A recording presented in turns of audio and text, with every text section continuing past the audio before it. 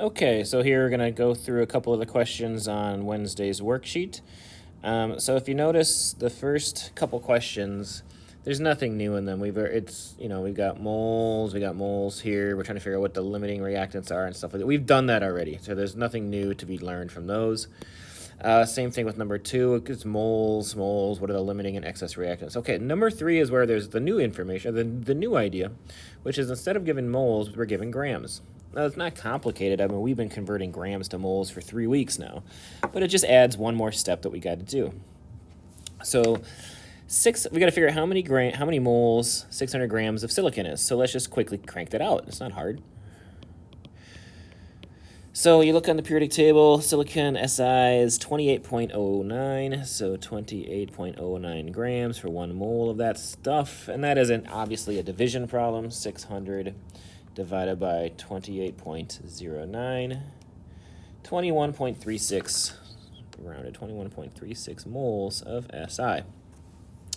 We could do the same idea with grams of N2, so 500 grams of N2. Each N is 14.01, so that means that this is 28.02 grams per 1 mole of N2. So what's 500 divided by 28.02? 17.84.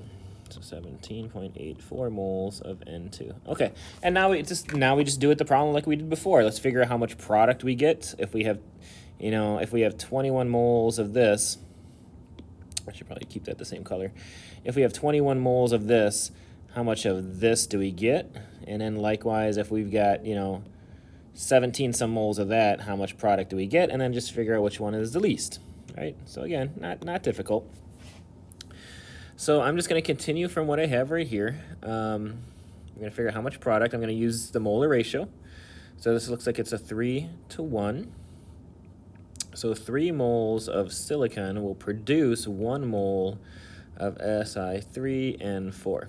So 21.36 divided by 3. 21.36 divided by 3, 7.12.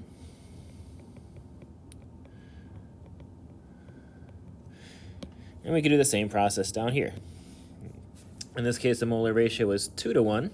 So 2 moles of N2 will produce 1 mole of Si3N4. So 17.84 divided by 2. In this case, 8.92.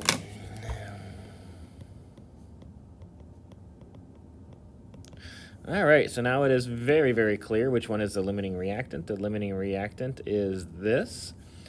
So Si is the limiting reactant, and it looks like N2 is the excess reactant. And again, all we did, the science hasn't changed at all. All we did was convert grams into moles and then did the molar ratio and figured out which one produced the least amount of product. That's it. That's all we needed to do.